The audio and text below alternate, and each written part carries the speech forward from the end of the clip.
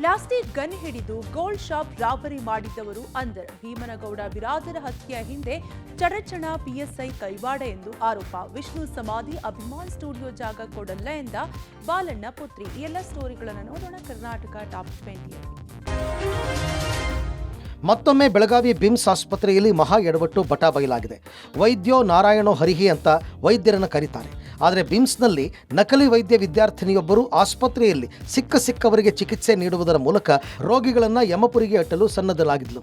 ಇದೀಗ ನಕಲಿ ವೈದ್ಯೆ ಸಿಕ್ಕಿಬಿದ್ದಿದ್ದು ಆಕೆಯ ಮುಖವಾಡ ಬಯಲಾಗಿದೆ. ನಮ್ಮ ಹಳ್ಳಿ ಜನ ಬಿಳಿ ಶರ್ಟ್ ಹಾಕ್ಕೊಂಡವ್ರನ್ನೆಲ್ಲ ಡಾಕ್ಟ್ರು ಅಂತ ಭಾವಿಸಿ ಚಿಕಿತ್ಸೆ ಪಡೆದು ಬಿಡ್ತಾರೆ. ಆದರೆ ಬೆಳಗಾವಿಯ ಬಿಮ್ಸ್ನಲ್ಲಿ ಸನಾ ಶೇಖ್ ಎಂಬಾಕೆ 3 ತಿಂಗಳಿಂದ ಇಲ್ಲಿನ ವೈದ್ಯರಿಗೆ ಗೊತ್ತಾಗದಂತೆ ವೈದ್ಯೆ ಅಂತ ಹೇಳಿಕೊಂಡು ಕೆಲಸ ನಿರ್ವಹಿಸಿದ್ದಾಳೆ. ಇದೀಗ ರೋಗಿಗಳಿಗೆ ಚಿಕಿತ್ಸೆ ನೀಡುತ್ತಾ ಇದ್ದ ವೇಳೆ ರೆಡ್ ಹ್ಯಾಂಡ್ ಆಗಿ ಸಿಕ್ಕಿಬಿದ್ದಿದ್ದು ಪೊಲೀಸರ ಅತಿಥಿಯಾಗಿದ್ದಾಳೆ. ಕಾರವಾರ ಮೂಲದವಳಾದ ಈಕೆ ಯಾಕೆ ಈ ರೀತಿ ಮಾಡಿದ್ಲು ಎಂಬುದು ಪೊಲೀಸರು ವಿಚಾರಿಸ್ತಾ ಇದ್ದಾರೆ. ಘಟನೆ ಬಗ್ಗೆ ಬಿಮ್ಸ್ ಆಡಳಿತ ಮಂಡಳಿ ತನಿಖೆಗೆ ಆದೇಶಿಸಿದೆ. ಬೆಂಗಳೂರು ನಗರವನ್ನ ಬೆಚ್ಚಿ ಬೀಳಿಸಿದ ದರೋಡೆ ಪ್ರಕರಣದ ಆರೋಪಿಗಳನ್ನ ಮಾದನಾಯಕನಹಳ್ಳಿ ಪೊಲೀಸರು ಹೆಡೆಮುರಿ ಕಟ್ಟಿದ್ದಾರೆ. ಪ್ಲಾಸ್ಟಿಕ್ ಗನ್ ಹಿಡಿದು ಜೂನ್ 25ರಂದು ಮಾಗಡಿ ರಸ್ತೆಯ ಮಾಚ್ವಹಳ್ಳಿಯ ಗೋಲ್ಡ್ ಶಾಪ್ ಒಂದನ್ನ ರಾಬರಿ ಮಾಡಿದ ಗ್ಯಾಂಗ್ ಅಂದರ್ ಆಗಿದೆ. ಬಂಧಿತರು ಬೆಳ್ಳಂಬೆಳಗ್ಗೆ ಚಿನ್ನದ ಅಂಗಡಿಯಿಂದ 90 ಗ್ರಾಂ ಚಿನ್ನಾಭರಣವನ್ನು ದೋಚಿ ಎಸ್ಕೇಪ್ ಆಗಿದ್ರು.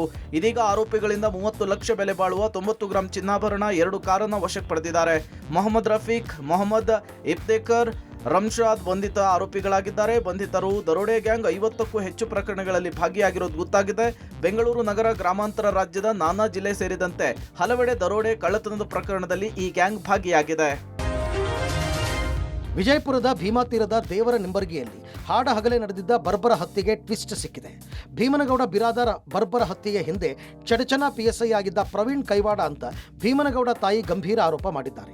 ಪಿಎಸ್ಐ ಪ್ರವೀಣ್ ಹಂತಕರ ಜೊತೆ ಕೈಜೋಡಿಸಿದ್ರಿಂದಲೇ ನನ್ನ ಮಗನ ಹತ್ಯೆಯಾಗಿದೆ ಅಂತ ಭೀಮನಗೌಡ ತಾಯಿ ಗಂಗಾಬಾಯಿ ಹೇಳಿದರು. ಹತ್ಯೆಯ ಆರೋಪಿ ಫಿರೋಜ್ ಹಾಗೂ ಅಖಿಲ್ ಎಂಬಾತನ ಮಧ್ಯೆ ದುಡ್ಡಿನ ವ್ಯವಹಾರಕ್ಕಾಗಿ ಜಗಳ ಆಗಿತ್ತು. ಆಗ ಪಿಎಸ್ಐ ಪ್ರವೀಣ್ ಭೀಮನಗೌಡಗೆ ಕರೆ ಮಾಡಿ ತಿಳಿಸಿದರು. ಈ ವಿಷಯವನ್ನ ಪಿಎಸ್ಐ ಆರೋಪಿತರಿಗೆ ಹೇಳಿದ್ದ ಪರಿಣಾಮ ಹಂತಕರು ಆಕ್ರೋಶಗೊಂಡು ಹತ್ಯೆ ಮಾಡಿದ್ದಾರೆ ಅಂತ ಆರೋಪಿಸಿದ್ದಾರೆ. ಆ ಪ್ರವೀಣ್ ಕುಮಾರ್ನೇ ಎಲ್ಲ ಮಾತು ಈ ನನ್ನ ಊರು ಜನರು ಯಾರು ಹುಡುಗರು ಹೋಗ್ಯಾವ ಅವ್ರಿಗೆಲ್ಲ ಪ್ರವಾಸ ಅವನಿಗೆಲ್ಲ ಅವಂದೇ ಸಬಟ್. ಮತ್ತು ಅವನೇ ಪೇಶಾಬ್ರೆ ಇಂಥ ಸಬಟ್ ಕೊಡ್ತಾರಂದ್ರೆ ಮುಂದೆ ನಾವು ಹೆಂಗೆ ಬದುಕಬೇಕು? ಪೇಶಾಬ್ ಹೇಳಿರ್ಲಿಕ್ಕಂದ್ರೆ ನನ್ನ ಮಗನಿಗೆ ಕಚ್ಚಿ ಬೀಳ್ತಿದ್ದಿಲ್ಲ. ಗೋರ್ಮೆಂಟ್ ಕೂತ್ ಹಿಂಗೆ ಮಾಡ್ಲಕ್ಕತ್ತಂದ್ರೆ ನಾವು ಮುಂದೆ ಬದುಕೋದು ಹಾದಿ ಎದ್ರಲ್ಲೇ. ನನ್ನ ಮಗನಿಗೆ ಪೇಶಾಬಿ ಅಡ್ಡ ಹಾಕಿಟ್ಟ ನ್ಯಾಯ ಮಾಡೋದನ್ನ ನೀನು ನ್ಯಾಯ ಮಾಡೋ ಇದ್ದಿ ಹೇಳಿರ್ಬೋದು. ನ್ಯಾಯ ಒಳಗೆ ಒಂದು ತಪ್ಪ ಒಂದು ಸರಿ ಆಗೋದೆ. ನೀ ತಿದ್ದಿ ಕಳಿಸ್ಬೇಕಾಗಿತ್ತಲ್ಲ. ಆರೋಪಿಗಳೇನು 5-6 ಮಂದಿನ ತಯಾರು ಮಾಡಿ ಅವರಿಗೆಲ್ಲ ಕರೆಸಿ ಅವ್ರಿಗೆ ಫೋನ್ ಮಾಡಿ ಹೇಳಕ್ಕೆ ಇವ್ರು ಸರ್ಕಾರದವರು ಸಪೋರ್ಟ್ ಮಾಡ್ತಾರ. ಇವ್ರು ಸಪೋರ್ಟ್ ಏಟ್ ಮಾಡೋದು ಸರಿ ಮಾಡೋದಿರ್ತದ, ಸಪೋರ್ಟ್ ಮಾಡಿ ಮುಂದೆ ಊರನ್ನು ಕಡಿಸೋದಿರ್ತದೋ. ಶಾಲೆಯಲ್ಲಿ ಮಕ್ಕಳು ನೀರನ್ನ ಹೆಚ್ಚೆಚ್ಚು ಕುಡಿಯೋದಕ್ಕೆ ಉತ್ತೇಜಿಸುವಂತಹ ಕಾರ್ಯಕ್ರಮವನ್ನು ಅನುಷ್ಠಾನ ಮಾಡುವುದರ ಬಗ್ಗೆ ಶಿಕ್ಷಣ ಇಲಾಖೆ ಚರ್ಚೆ ನಡೆಸುತ್ತಿದೆ. ಶಾಲಾ ಅವಧಿಯಲ್ಲಿ ಮಕ್ಕಳು ಹೆಚ್ಚು ನೀರನ್ನು ಕುಡಿಯೋದಿಲ್ಲ ಎಂಬ ಉದ್ದೇಶದಿಂದ ವಾಟರ್ ಬೆಲ್ ಎಂಬ ಹೊಸ ಪರಿಕಲ್ಪನೆಯನ್ನ ಜಾರಿಗೆ ತರುವುದಕ್ಕೆ ಸರ್ಕಾರ ಮುಂದಾಗಿದೆ. ಈಗಾಗಲೇ ವಾಟರ್ ಬೆಲ್ ಕ್ರಮವನ್ನ ಕೇರಳ ಸರ್ಕಾರ ಅನುಷ್ಠಾನ ಮಾಡಿದೆ. ಬೆಳಗ್ಗೆ 10:30 ಮತ್ತು ಮಧ್ಯಾಹ್ನ 2:30 ಅವಧಿಯಲ್ಲಿ ವಾಟರ್ ಬೆಲ್ ಅನ್ನು ಅನುಷ್ಠಾನ ಮಾಡಿದ್ದು, ಈ ಅವಧಿಯಲ್ಲಿ ಮಕ್ಕಳು ಕಡ್ಡಾಯವಾಗಿ ನೀರನ್ನು ಕುಡಿಬೇಕಾಗಿದೆ. ಇದರಿಂದಾಗಿ ಮಕ್ಕಳ ಆರೋಗ್ಯದಲ್ಲಿ ಸುಧಾರಣೆ ಮತ್ತು ಬಹಳ ಆಕ್ಟಿವ್ ಆಗಿರೋದು ಕೂಡ ಕಂಡು ಬರುತ್ತಾ ಇದೆ. ಹಾಗಾಗಿಯೇ ಇದನ್ನ ಜಾರಿಗೆ ತರಲಾಗಿದೆ. ಇದೇ ಮಾದರಿಯಲ್ಲಿ ಕರ್ನಾಟಕದ ಎಲ್ಲ ಸರ್ಕಾರಿ ಶಾಲೆಗಳಲ್ಲೂ ಕೂಡ ವಾಟರ್ ಬೆಲ್ ಜಾರಿಗೆ ತರುವುದಕ್ಕೆ ಶಿಕ್ಷಣ ಇಲಾಖೆ ಚರ್ಚೆಯನ್ನು ನಡೆಸ್ತಾ ಇದೆ. ದಿವಂಗತ ಡಾಕ್ಟರ್ ವಿಷ್ಣುವರ್ಧನ್ ಸಮಾಧಿ ಸ್ಥಳ ಅಭಿಮಾನ್ ಸ್ಟುಡಿಯೋ ಧ್ವಂಸದ ಬಗ್ಗೆ ನಟ ಬಾಲಣ್ಣ ಪುತ್ರಿ ಗೀತಾ ಸ್ಪಷ್ಟನೆ ನೀಡಿದ್ದಾರೆ. 2003ರಲ್ಲಿ ನನ್ನ ಸಹೋದರರು 10 ಎಕರೆ ಜಾಗವನ್ನು ಮಾರಾಟ ಮಾಡಿದ್ದಾರೆ. ಈ ಮಾರಾಟದಲ್ಲಿ 4 ಜನ ರಾಜಕೀಯ ಪ್ರಭಾವಿಗಳ ಕೈವಾಡ ಇದೆ ಅಂತ ಹೇಳಿದರು. ಇನ್ನು ವಿಷ್ಣು ಸಮಾಧಿ ನೆಲಸಮ ಮಾಡಿದ್ದು ನನ್ನ ತಮ್ಮನ ಮಗ, ಆದರೆ ನೆಲಸಮ ಮಾಡಿಸಿದ್ದು ನಾನು ಅಂತ ಅಪಪ್ರಚಾರ ಮಾಡ್ತಾ ಇದ್ದಾರೆ. ಸರ್ಕಾರ ನಮ್ಮ ತಂದೆ ಆಸ್ತಿಯನ್ನು ಮಾತ್ರ ಮುಟ್ಟುಗೋಲು ಹಾಕಿಕೊಂಡಿದೆ. ಅಲ್ಲಿಯೇ BGS ಜಾಗ ಇದೆ, ಅದನ್ನು ಯಾಕೆ ಮುಟ್ಟುಗೋಲು ಹಾಕಲಿಲ್ಲ ಅಂತ ಪ್ರಶ್ನೆ ಮಾಡಿದರು. ನಮ್ಮ ತಂದೆಯ ಜಾಗದಲ್ಲಿಯೇ ಅಪ್ಪನ ಸ್ಮಾರಕ ಹಾಗೂ ವಿಷ್ಣುವರ್ಧನ್ ಅವರ ಸ್ಮಾರಕ ಆಗೋದಕ್ಕೆ ನಮ್ಮ ಸಹಮತ ಇದೆ. ಆದರೆ ನಾನು ಈ ಜಾಗವನ್ನು ಬಿಟ್ಕೊಡೋದಕ್ಕೆ ಒಪ್ಪೋದಿಲ್ಲ, ಕಾನೂನು ರೀತಿ ಹೋರಾಟ ಮಾಡ್ತೀನಿ ಅಂತ ಹೇಳಿದರು. ನೋಡಿ, ಇದು ಕಾನೂನು ರೀತಿಯಾಗಿ ಹಾಗೆ ಸಾಧ್ಯವಿಲ್ಲ ಅಂತ ಹೇಳ್ತಾ ಇದ್ದಾರೆ ನಮ್ಮ ವಕೀಲರು. ಸೊ ಹಾಗಾಗಿ ಕಾನೂನು ಮೊರೆ ಹೋಗಿ ನಾವು ಹೇಗೆ ನಮ್ಮ ತಂದೆ ಜಾಗನ ಉಳಿಸ್ಕೋಬೇಕು ಆ ಥರ ಉಳಿಸ್ಕೊಳ್ಳೋಣ ಅಂತ ಲೀಗಲ್ಸ್ಗೆ ನಾವು ಲೀಗಲ್ ಕಡೆಯಿಂದ ನಾವು ಏನು ಮಾಡಬೇಕು ಕಾನೂನು ಮೊರೆ ಹೋಗ್ತೀವಿ. ಯಾಕಂದರೆ ನನಗೇನು ಯಾವತ್ತೂ ವಿಷ್ಣುವರ್ಧನ್ ಸ್ಮಾರಕನ ಅದನ್ನ ನೆಲಮಟ್ಟ ಮಾಡಿರೋದೇ ನನಗೆ ಬೇಜಾರಾಗಿತ್ತು. ಅವ್ರಿಗೂ ಎಲ್ಲರೂ ಅವ್ರ ಅಭಿಮಾನಿಗಳು ಯಾರ್ಯಾರೆಲ್ಲ ನಾನು ಭೇಟಿ ಆಗೋದ್ರು ಅವ್ರು ಹೇಳ್ಕೊಂಡು ಬರ್ತಾಯಿನಿ, ಅಲ್ಲಿ ನಮ್ಮ ತಂದೆದೂ ಒಂದು ಸ್ಮಾರಕ ಥರ ಏನೋ ಒಂದು ನಾವು ಕಟ್ಕೊಳ್ಳೋಕೆ ಆಸೆ ಪಟ್ಕೊಂಡಿದ್ದೀವಿ. ಅದ್ರ ಜೊತೆಲಿ ವಿಷ್ಣು ಸ್ಮಾರಕನೂ ಖಂಡಿತವಾಗ್ಲೂ ಇದ್ದೇ ಇರ್ತದೆ. ಬಿಟ್ಟು ನನ್ನ ಕೊನೆ ತಮ್ಮನ ಮಗ ಕಾರ್ತಿಕ್ ಅಂತ, ಯಾಕಂದರೆ ಇವಾಗ ಇಬ್ಬರು ಬ್ರದರ್ಸು ಇಲ್ಲ, ನಮ್ಮ ಇಬ್ಬರು ಕೊನೆ ತಮ್ಮನ್ನ ಸಾವಾದ್ಮೇಲೆ ಇದು ನೆಲಮಟ್ಟ ಮಾಡಿರೋದು. ಅವ್ರದ್ದೇ ಒಂದು ಸಂಚಲನ ನಡೀತಾ ಇದೆ.